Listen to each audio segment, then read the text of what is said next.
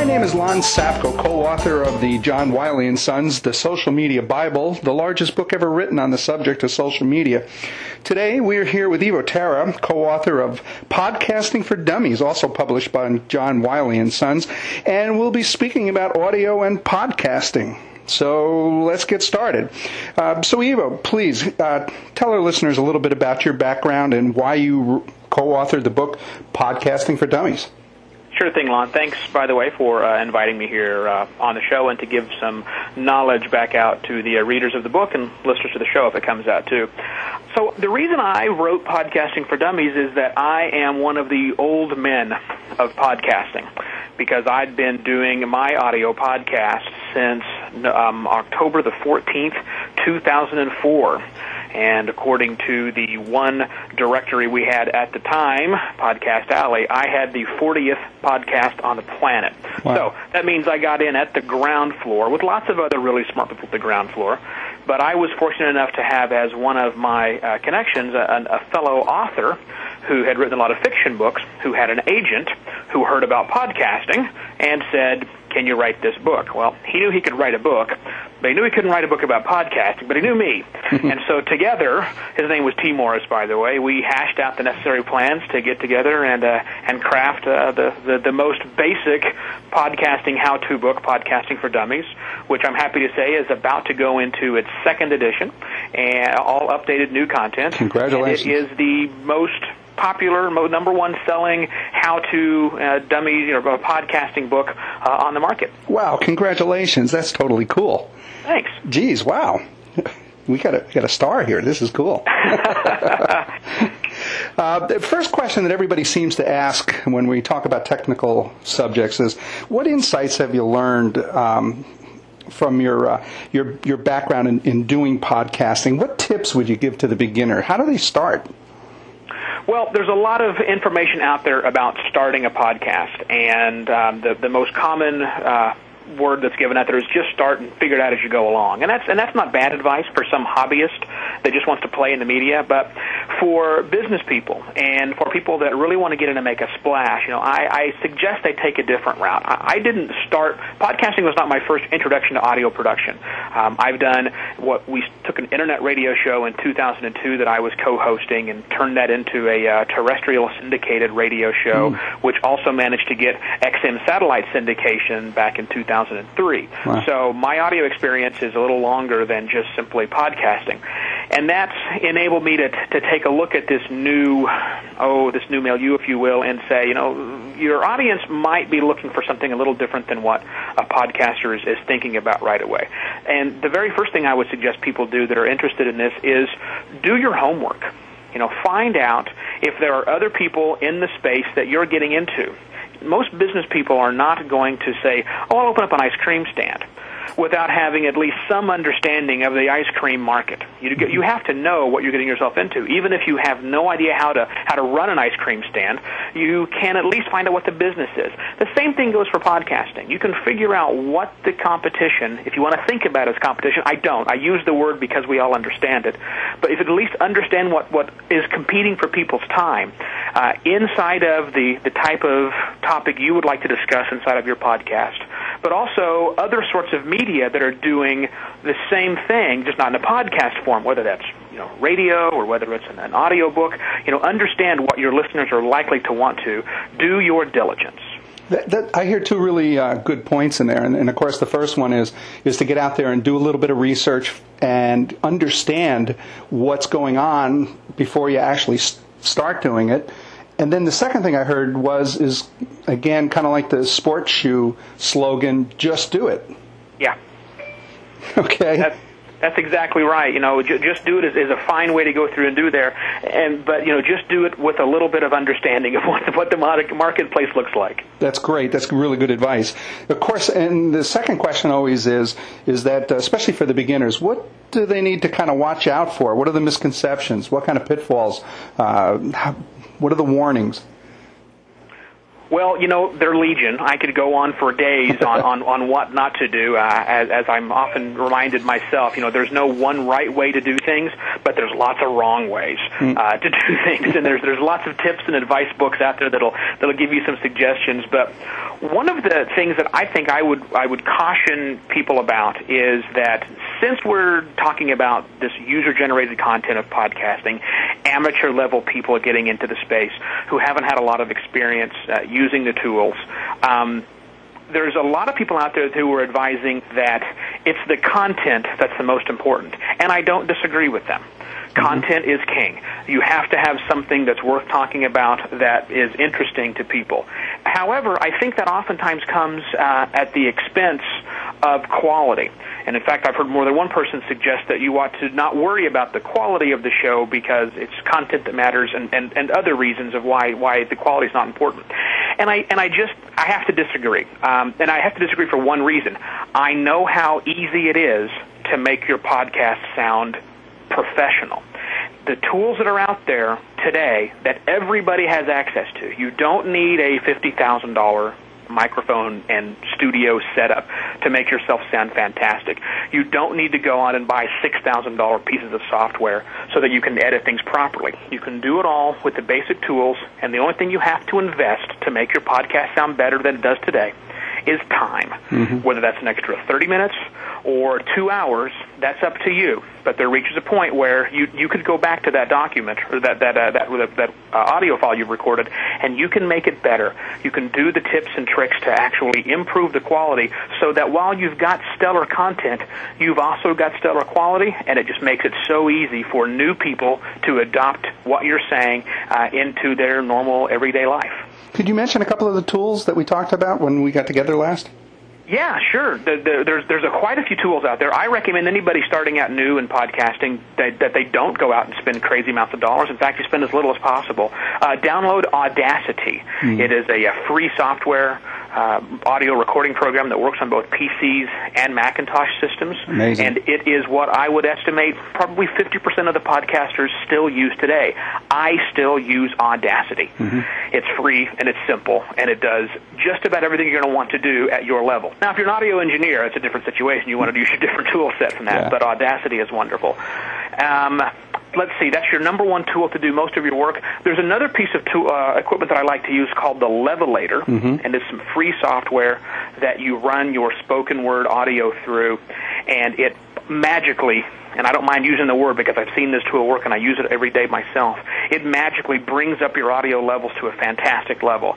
It's not a perfect tool. There are plenty of engineers who don't like to use it, but my recommendation to all new people and all podcasters today is if you're not using the Levelator and you don't have a good excuse why you're not using the Levelator, then you really should be using the Levelator. It's amazing what it can actually do to your sound. Those are pretty good tools. And again, the wonderful thing about social media is almost everything is completely free, and the only investment that you really have to make is time. That's exactly right. A bass recording of you, maybe a partner, you can get away with that with little or no investment. Definitely for an individual podcaster, it's really simple. Now, there are some specialty tools which come into play if you want to record telephone conversations, or maybe you want to buy a library of pre-licensed music so that you don't sound like everybody else is grabbing the free stuff. There are those investments to make, but if it's your first time doing it, don't. Don't invest any additional money. Your computer already has set up probably what you need to do to get started. Even with a cheap $5 microphone that it came with, I know many people who started out that way, who once they figured out what they wanted to do, eventually graduated to bigger and better equipment. But start off with spending next to nothing. And the other point that you made in there was really awesome, and I didn't even realize it. Actually, you corrected me the last time that we were together, and that is most people are under the impression that social media productions, whether it's podcasting or video, needs to have that homebrew feel to it. Otherwise, it's implied that there's a corporate sponsor hiding some kind of a corporate message. And maybe that was true early on, but I think you're absolutely right. I agree that people are also getting to a level of sophistication that they're expecting a certain quality even in the homebrew versions. That's very true. You know, quality has become important even though people don't recognize it and realize it. I think what's becoming more easily to discern from the podcast listeners as they have matured over the last 4 years is the issue of authenticity. And I think you may be right. Early on in the process, if something sounded really slick and polished, you started wondering, what's the underlying agenda? What corporate underwriting sponsorship has happened here? But I think consumers are becoming a lot more educated in that now. They're a little more sophisticated, and they're able to really get down to the message. You don't need, if your goal is to try and sound like the guy who does the 10 o'clock news, that's going to fail miserably. You know why? That's a terrible delivery. They have to do that in a certain way because they've got a certain amount of time to get people before you get to bed and drag you along. That's why they put the weather at the end. You know, you don't have to do that kind of stuff. But what you should be doing is going through with a tool like Audacity, cutting out the ums and the ahs and the really long dead space and the place where your cell phone rang and the dogs barked in the background. There's no reason not to stop, back up, and just make that sound better. Don't sound fake. Be authentic, but make it sound great. That's really great advice. And again, with the tools that you just described, there's no reason why you can't make it sound professional. Very true. Very true. The one other question that always comes up is, again, based on your experience, what success stories can you share with us to inspire the beginner podcaster that has kind of a business slant? Sure. I've got a few stories. The majority of my experience in podcasting for the last few years has been with podcast authors. I started a website called podiobooks.com, mixing audiobooks and podcasting together. And over the last almost 4 years now, we've managed to grow to like 235 titles, I believe, as of today, which are audiobooks that are either complete or in the process of being completed that are released out in serialized form. And my biggest success story, a friend of mine inside of that, was named Scott Sigler. And Scott was an author on a part-time basis. Many of us find ourselves to be authors in their off season. I luckily have no desire to write fiction, which is great because I have no gift for plot. So that's a good thing for me. But for many people, it's a burning desire to write fiction, and they want to be the great American novelist. Well, that describes Scott Sigler, in his all the way growing up, and he wrote a couple of books in the 90s and the 2000s, and really had a tough time getting some people interested in them. The book industry, the publishing industry, has developed over the last couple centuries a process by which they allow certain things to come through and get rid of the other ones. There's nothing wrong with gatekeepers, but sometimes you find yourself on the other side of that gate and you just simply can't break in. Well, that's where Scott found himself. So in early 2005, he made the decision to start releasing his book as a podcast. He was one of the very first authors to do so, and slowly grew his audience. And with the idea of, I want to become a successful published author. Well, let's fast forward to about a year ago. Scott nailed a publishing contract with Crown Publishing, one of the largest ones. They're a division of Random House, one of the largest publishers on the planet, for a deal that not only just lets Scott, quit his day job to eke out a living, but quit his day job to live extremely comfortably while he writes these next 3 novels. He did it by using podcasting to get out into the market and to grow an audience and to prove to a big company like Crown Publishing that he was the real deal, that his people would actually flock to his stuff and buy his stuff if it was put out. It's a great success story. But he didn't do it just with podcasting. That's one of the misconceptions. I have a lot of other authors who say, well, then I'll just release my book once a week, one chapter of my book every week, and I'll get successful too, right? Not at all. Scott is doggedly tireless on his relentlessness as he goes through the social media sphere and connects with his audience. He's constantly on Twitter sending out updates. He's got email notifications list. His Facebook page is ridiculous number of followers that he has. He keeps his website maintained 3-4 times a day. He's putting up web posts. He's really working the total sphere of the new media to really energize his troops behind him that got him to that success level. That's what's required. It's not a one quick fix thing. See, and that's another really good point that you bring up. I mean, you do have to do the podcast. You do have to have a certain level of quality, and you have to have good content. But probably more important is getting out there, is building your social networks, utilizing all the tools in social media to build a following. Yeah, that's very true. I know of very few people who've had success by doing just one thing. If anything, people have had success because they had a fantastic, an amazing, experience that they were delivering in podcast form, and then their fans pretty much drugged them kicking and screaming into other aspects of the new media, and that's when their careers really started to take off. That's really required. So if the thought is, I just want to do this one thing and be done with it, that's okay, but understand it's not going to be as great of a success as it could be if you really worked all of the different angles and started energizing your user base where your user base wants to be. That's incredible advice, hence the need for something like the Social Media Bible. And not that that's a blatant plug, which it is, but that's one of the things that I noticed when I started getting involved in social media, is that really it's kind of pulling it all together and building that trusted network and building that following to accomplish anything you're setting out to do. That's right. And so lastly, is there anything else that you'd like to tell our listeners about your experiences with podcasting that you think might be helpful? You bet. How about if I give you a few more things to watch out for? Yeah, please. Some tactical advice. I focus a lot on strategies now, but people who are just starting out, their strategy is to start a podcast. So let's get to some tactics for a quick second here. The very first thing I'll suggest that you do, new podcaster, is you might be asking yourself, how long should my podcast be? Pretty common question. I flip that on its head when people ask it to me, and I say, how short can you make it? Mm-hmm. Because if you arbitrarily pick a time, I'm going to make a 40-minute long podcast, you'll find yourself putting in stuff that doesn't need to be there when you could have said all you need to say in about 10 minutes. Good point. And honestly, I don't know of anybody who's ever unsubscribed to a podcast because it was too short, but I can tell you hundreds of times I personally have unsubscribed to podcasts because they're too long. Good point. Shorter, sweeter is better because there's lots of stuff out there. Bite-sized content's better. Doesn't always work, but if you can, keep it nice and short. Second thing, when you're doing your editing of your show, not necessarily when you're recording it, although it's how I do it, but when you're editing your show, please use headphones. If at all possible, go buy a good quality pair of headphones. But editing with headphones is imperative because it gives you a nice isolated sound, and so you can catch everything that's going on inside of it. Ultimately, people just edit with the speakers on their computer or through a monitor system. That's not how most people listen. Most people listen to podcasts with their headphones or their earbuds plugged inside of their ears. Mm-hmm. I know I do, and I do it a lot of times when I'm driving or I'm commuting somewhere. Mm-hmm. And once you start figuring this out, the little nice subtleties of audio changes you put in there are going to be completely lost when somebody's on a subway trying to listen to what you have to say or driving down the road with their car tops open. So make sure it's nice and loud, but definitely edit with your headphones on. Final piece of advice, Lon. Yeah. Validation. Not personal validation to make sure you're all good and fine, but validate your content.